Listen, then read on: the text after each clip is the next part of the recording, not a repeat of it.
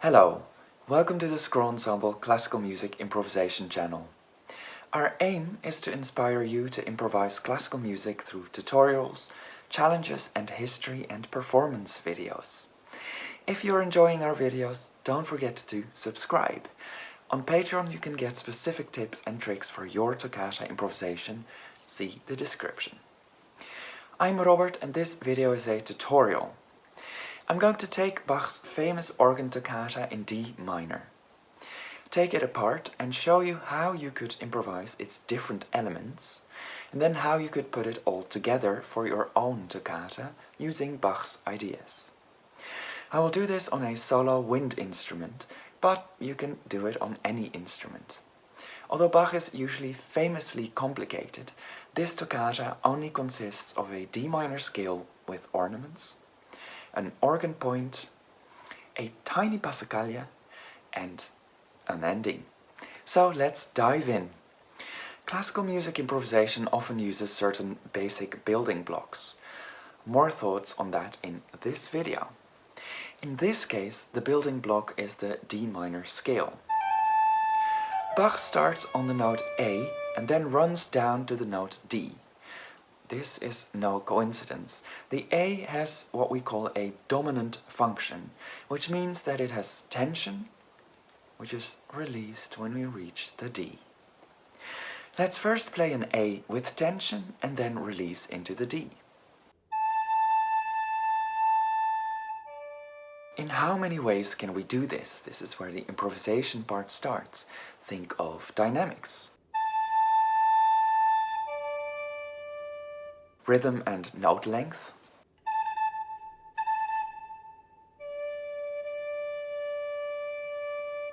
range.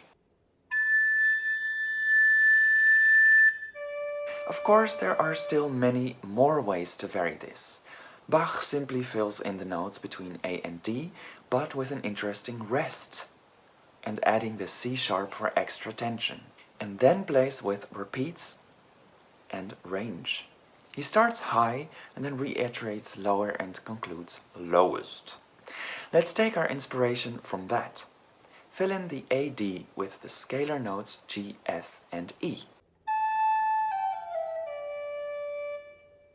Find a nice riff by trying different rhythms, rests.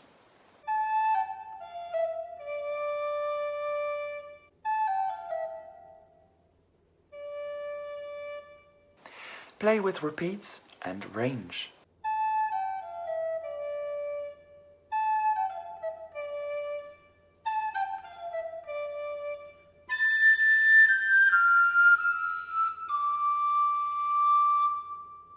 Do you find your result too close to Bach's? Start or end on a different note.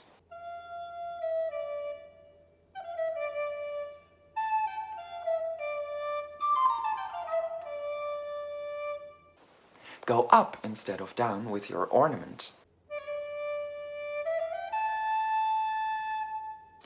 After this first idea, we hear a big block chord built up. What I see Bach doing is contrasting two elements. The fast, downward, choppy movement of the opening idea, contrasted with the one chord, slowly building up upwards. For our next step, choose two contrasting ideas.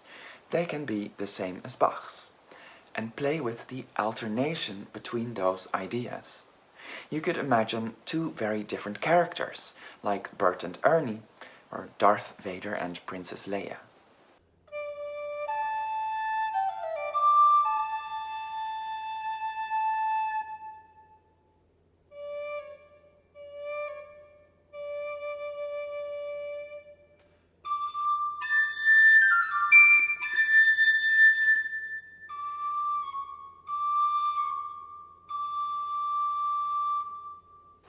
After this introduction, Bach continues with the scale as a basic idea. Here you can see how Bach now goes from the D to the A. The important stepping stones are the D, F and A, which, as you may already know, form the D minor chords together. You may have guessed it, Bach then repeats this exactly, but an octave higher, playing again with repeats and range. Finally, having reached the high A, Bach walks down the scale using each step of the scale. And we can make a skeleton out of this like this. Play it a few times to get a feel for it, and feel free to transpose it, or send us a message if you need it transposed. Now again we can add some rhythms, ornaments and other ideas.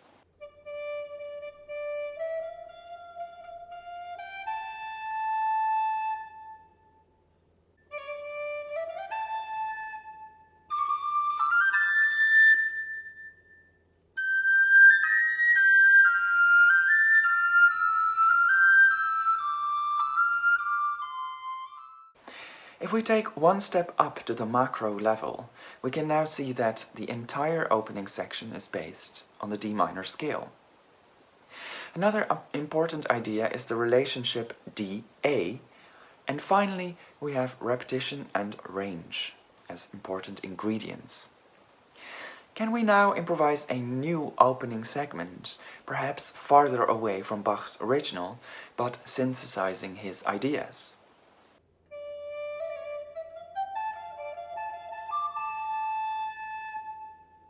An important gripping point is the idea of the scale.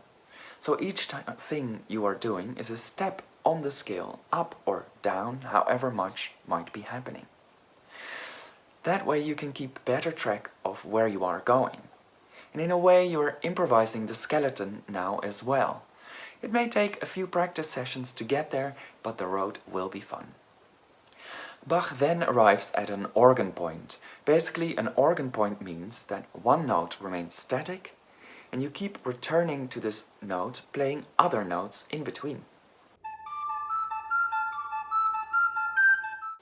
We've made this video about that.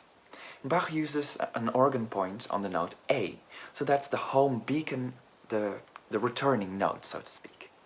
As we know from the beginning of the video, the notes A and D are important in D minor, and you will probably have realized that D and A are the main arrival points throughout this toccata.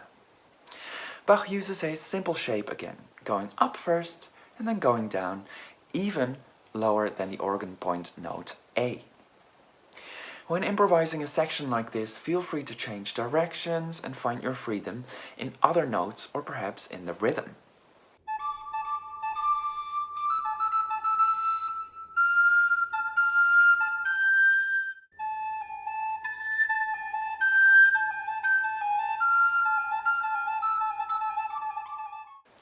The penultimate element is a little Passacaglia. We have already taught you the Passacaglia in this video, and there is a written post about it as well with examples and play-along files, so have a look in the description if you'd like to take a look at that. If you don't want to or can't, you can leave this element out. Bach only uses it very shortly.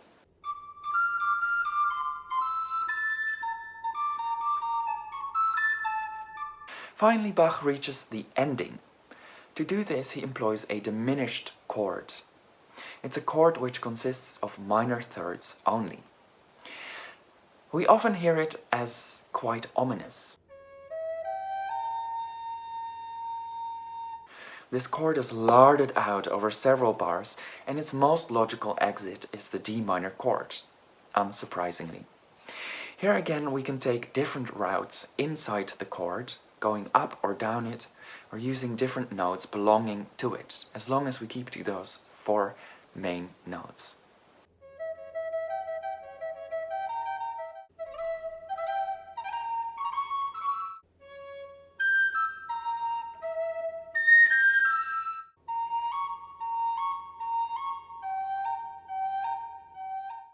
Finish it all off with a nice trill on the C sharp to the D. Now we could say we have some concepts for mini toccatas. Each separate idea could be its own toccata. Another idea could be to mix these elements in a different order.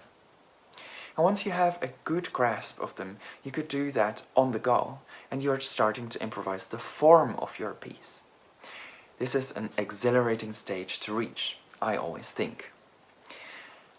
So, thank you so much for watching. Don't forget to share, subscribe and like, and join us on Patreon to get comments and more material, and hopefully see you in the next video or in some of our previous videos. We have many.